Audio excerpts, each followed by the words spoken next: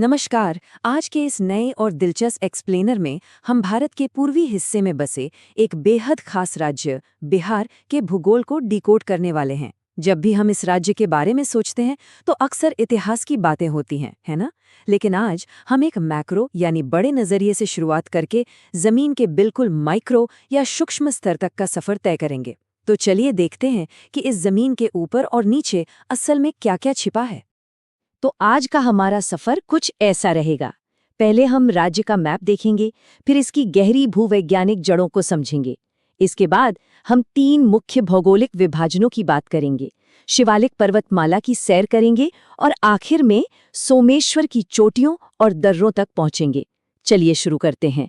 चलिए अपने पहले भाग से शुरुआत करते हैं, बिहार का मानचित्रण और इसकी भौगोलिक स्थिति एकदम टॉप डाउन नजरिए से। 94,16,063 वर्ग किलोमीटर। जरा सोचिए, इतने बड़े क्षेत्रफल के साथ ये भारत का 13वां सबसे बड़ा राज्य है। अगर हम पूरे देश के नक्शे पर इसे रखें तो ये भारत के कुल क्षेत्रफल का लगभग 2.86% हिस्सा कवर करता है। मतलब पैमाना वाकई काफी विशाल है। और एक बहुत ही दिलचस्प बात यह है कि ये पूरी तरह से एक लैंडलॉक्ड राज्य है। मतलब इसके चारों तरफ जमीन ही जमीन है, समंदर नहीं। इसके उत्तर में नेपाल के साथ एक लंबी अंतर्राष्ट्रीय सीमा है। दक्षिण में झारखंड है, पूर्व में पश्चिम बंगाल और पश्चिम की तरफ उत्तर प्रदेश।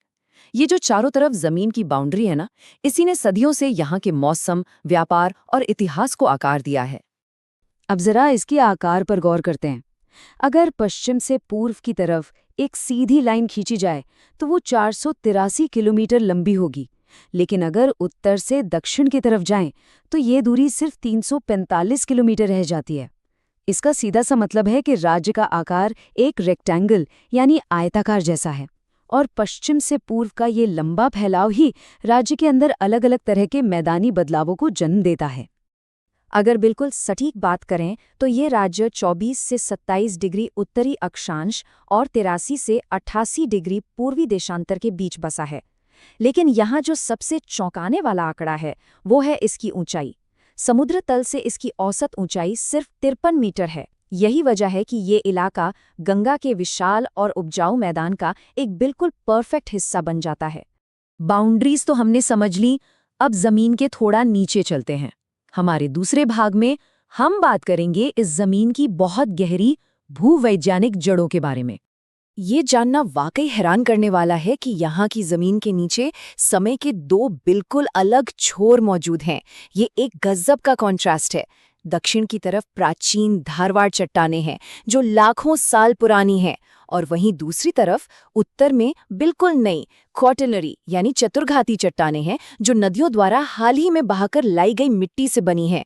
एकदम पुरानी और एकदम नई जमीन का ऐसा संगम बहुत कम देखने को मिलता है। यहाँ सामने साफ देखा जा सकता है कि ये पुरानी और नई चट्टानें जमीन पर कैसे फैली हुई हैं। दक्षिणी हिस्से की चट्टानें उन प्राचीन संरचनाओं को दिखाती हैं, जबकि उत्तरी भाग का बड़ा सा इलाका नई जलोढ़ मिट्टी से भरा पड़ा है। और सच कहें तो यही नई मिट्टी आज के उपजाऊ बिहार का असली आधार है। अब भूविज्ञान से बाहर आकर जमीन की सतह पर आते हैं। हमारे तीसरे भाग में हम देखेंगे कि इस पूरे परिदृश्य को किन 3 मुख्य भौगोलिक हिस्सों में बांटा जा सकता है। अगर हम बनावट के हिसाब से देखें तो इस पूरे राज्य को 3 बहुत ही स्पष्ट हिस्सों में बांटा जा सकता है। पहला है उत्तर पश्चिम का तराई क्षेत्र। दूसरा और सबसे बड़ा हिस्सा है गंगा का मैदान जो इसके एकदम बीचों बीच है। और तीसरा हिस्सा है दक्षिण का पठारी क्षेत्र। ये जो बीच का विशाल गंगा का मैदान है ना, जो हिमालय की तनहटी से लेकर दक्षिण तक फैला है, यही इसे एग्रीकल्चर यानी खेती के लिए एक असली पावर हाउस बनाता है। अब हम थोड़ा और माइक्रो लेवल पर जाएंगे। चौथे भाग में हम उत्तर पश्चिमी कोने में स्थित शिवालिक पर्वतमाला को एक्सप्लोर करेंगे। शिवालिक कोई छोटी मोटी पहाड़ी नहीं है, बल्कि ये महान हिमालय पर्वत श्रृंखला का ही एक विस्तार है। पश्चिमी चंपारण जिले के उत्तरी भाग में ये करीब 932 वर्ग किलोमीटर के इलाके में फैला हुआ है। इसकी लंबाई लगभग 32 किलोमीटर और चौड़ाई 6 से 8 किलोमीटर के बीच है। एक और दिलचस्प बात यह है कि पश्चिमी चंपारण ही वो जिला है जिसकी नेपाल के साथ सबसे लंबी सीमा लगती है।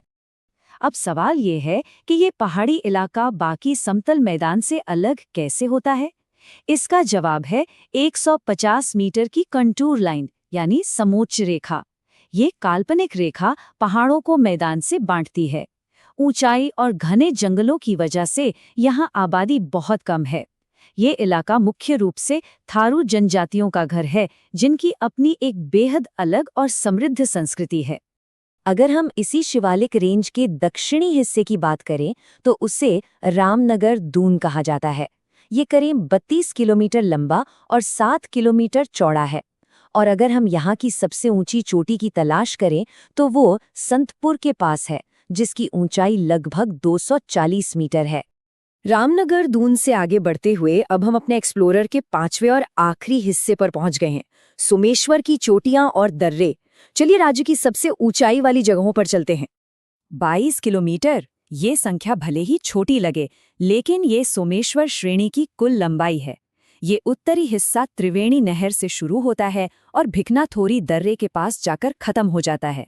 ये पूरी रेंज भारत और नेपाल की सीमा पर एक विशाल प्राकृतिक दीवार की तरह खड़ी है। अब जरा ऊंचाई का असली अंदाजा लगाइए। इस पूरी सोमेश्वर श्रेणी की औसत ऊंचाई 450 मीटर से भी ज्यादा है। जैसा कि हमने पहले देखा था, पूरे राज्य की औसत ऊंचाई सिर्फ 53 मीटर है। उसके मुकाबले उत्तर में 450 मीटर का ये एलिवेशन सच में एक बहुत ही ड्रामेटिक और अचानक होने वाला भौगोलिक बदलाव है। और इसी के साथ हम इस सफर के सबसे ऊंचे शिखर पर आ गए हैं, 882 मीटर। ये सोमेश्वर किला है। जरा सोचिए, ये ऊंचाई दुनिया की सबसे ऊंची इमारतों को टक्कर देती है। ये सिर्फ इस पर्वतमाला का ही नहीं, बल्कि पूरे राज्य का सबसे ऊंचा पॉइंट है। ये साबित करता है कि जिसे हम सिर्फ एक समतल मैदानी राज्य समझते हैं, उसके भूगोल में कितनी जबरदस्त विविधता है। लेकिन पहाड़ सिर्फ ऊंचे ही नहीं होते, पानी की ताकत उन्हें काटकर अपना रास्ता बना ही लेती है। यहाँ प्राचीन नदियों ने इस चट्टानी इलाके में प्राकृतिक दर्रे यानी पास बना दिए हैं, जैसे कि जूरी पानी नदी ने सोमेश्वर दर्रे को बनाया है। कुड़ी नदी के तेज बहाव ने भिकनाथोरी दर्रे को आकार दिया है और मरवत दर्रे का निर्माण हरहा नदी ने किया है। नदियों और पहाड़ों की ये जुगलबंदी वाकई कमाल की है। तो आज हमने देखा कि कैसी ये भूमि उत्तर के युवा पहाड़ों से शुरू होकर बीच के विशाल मैदानों से गुजरते हुए दक्षिण के प्राचीन पठारों तक फैली है। ये टोपोग्राफी कोई आम बात नहीं है। सबसे बड़ा सवाल जो हम सबको सोचना चाहिए वो ये है, ये भौगोलिक विविधता आज के आधुनिक आर्थिक ढांचे, हमारी खेतीबाड़ी और रोजमर्रा के जीवन को कैसे कंट्रोल करती है। ये एक ऐसा सवाल है जो इस राज्य के भूगोल को एक बिल्कुल नए नजरिए से देखने पर मजबूर कर देता है। इस एक्सप्लेनर में हमारे साथ जुड़ने के लिए बहुत बहुत धन्यवाद। हमारे चैनल को लाइक और सब्सक्राइब करें। ये यूपीएससी, बीपीएससी और प्रतियोगी परीक्षाओं में सहायक होगा।